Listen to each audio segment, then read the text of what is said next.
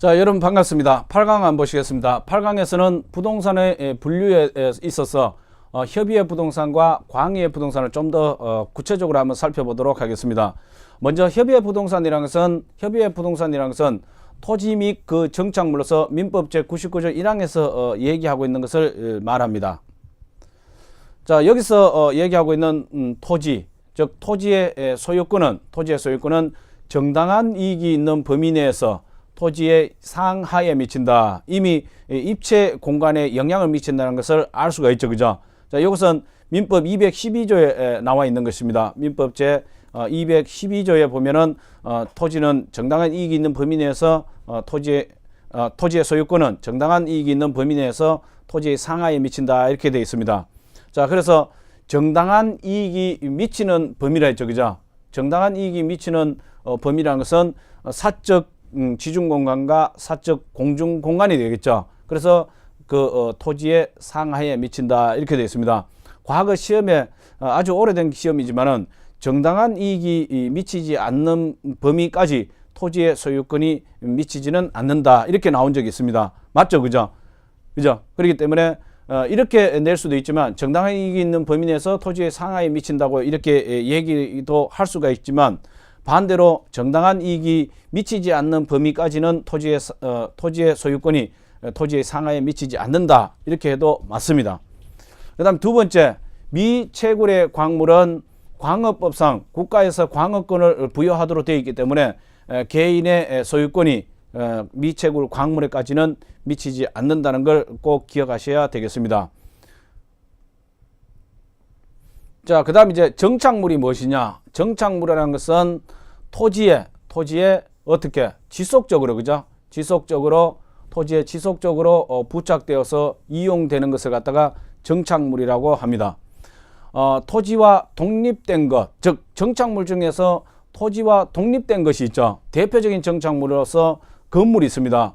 건물은 토지와 독립됐다는 뜻은 뭐냐면은 건물을 갖다가 부동산 등기법에 의해서 등기를 하게 되면 토지와 별개로 거래의 객체로 할 수가 있다. 그런 뜻입니다.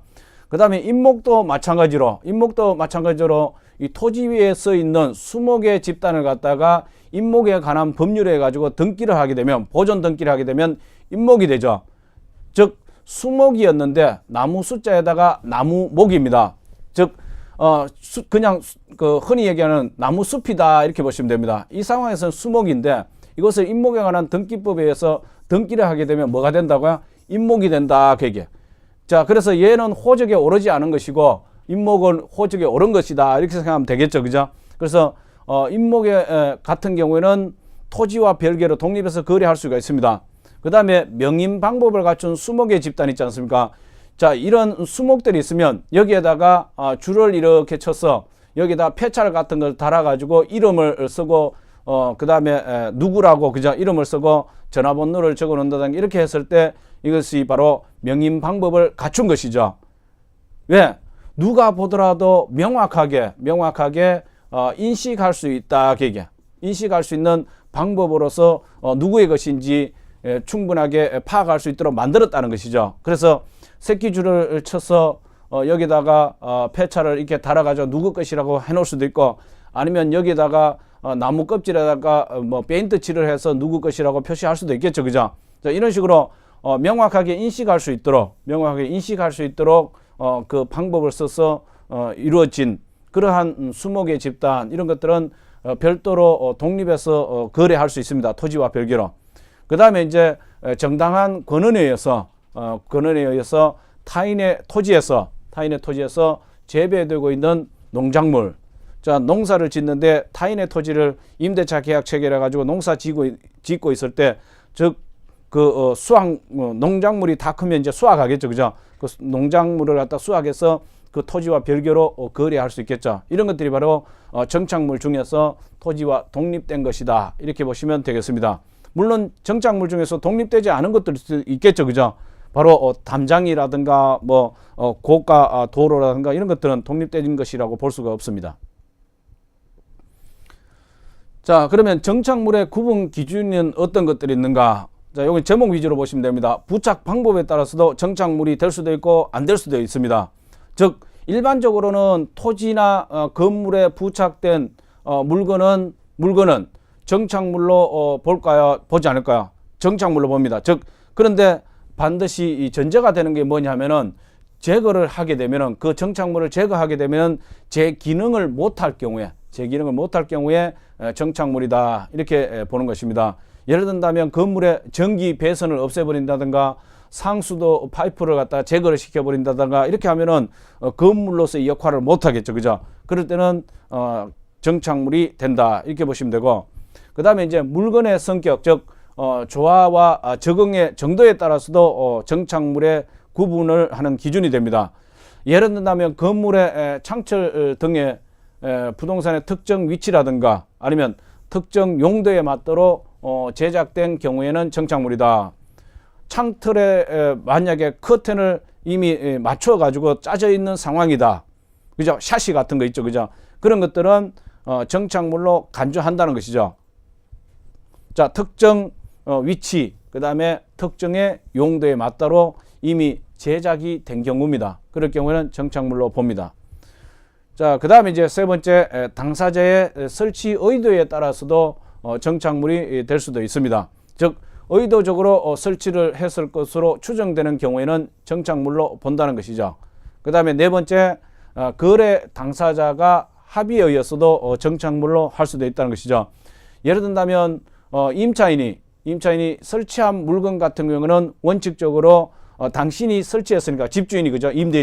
임차인 당신이 설치했으니까 그 물건은 당신이 가져갔어요. 이건 정착물이 아니겠죠. 대표적으로 상가를 갖다가 임대차 계약을 했을 때 그 임차인이 영업용 선반을 설치한다든가 카운터를 설치한다든가 이런 것들은 실제 정착물로 보는 것이 아니고 동산으로 보는 경우에 해당됩니다.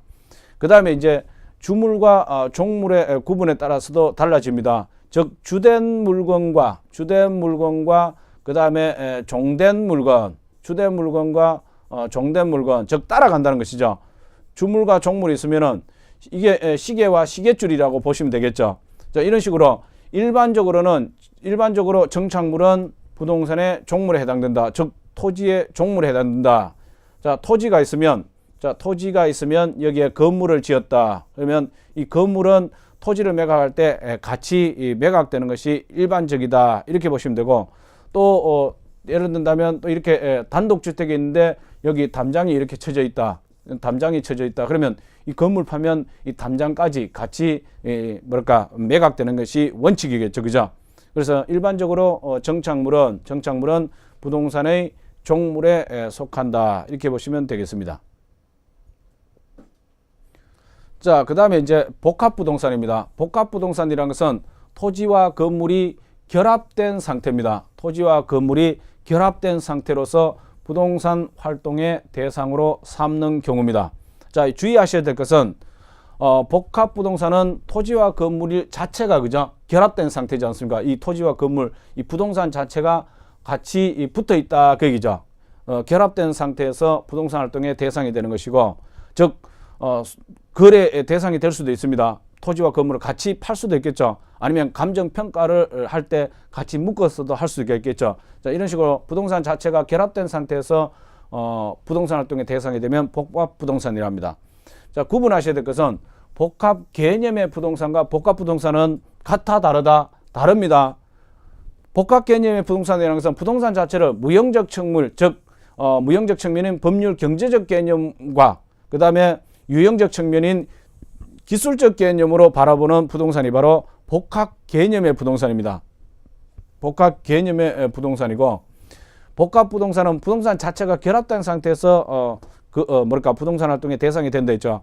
그래서 여기는 복합 부동산이 아니고 복합 건물입니다. 복합 건물이라는 것은 주거와 근린 생활 시설 등이 결합되어 있는 건물이 바로 복합 건물이 되겠습니다. 자, 그래서 복합 부동산과 복합 개념의 부동산, 그 다음에 복합 건물은 여러분이 꼭 구분해서 알아두시기 바랍니다. 자, 복합 부동산은 토지와 건물 자체가 결합된 상태에서 부동산 활동의 대상이 되는 것이고, 복합 개념은 그러면 법률, 경제, 기술적 개념이 반드시 와야 됩니다. 그 세 가지 개념에서 부동산을 바라보는 것이고, 그다음에 복합 건물 그러면은 용도가 두 가지 이상이죠. 주거와 근린 생활 시설 등 주거용으로 쓰는 것 외에 근린 생활인 상가 같은 거 들어올 수도 있겠죠. 그죠? 하나의 건물인데도 불구하고 두 가지 이상의 용도로 결합돼서 이용되는 건물이 바로 복합 건물입니다. 그래서 시험에는 잘 나오는 것이 바로 요거 비교하는 거 있지 않습니까? 요 비교를 제대로 하고 있는지 시험에 잘 나오기 때문에 꼭 알아두시기 바랍니다. 자, 그 다음에 이제 광의의 부동산, 넓은 의미의 부동산은 좁은 의미의 부동산에다가 준부동산, 즉 의제 부동산을 포함한 것입니다.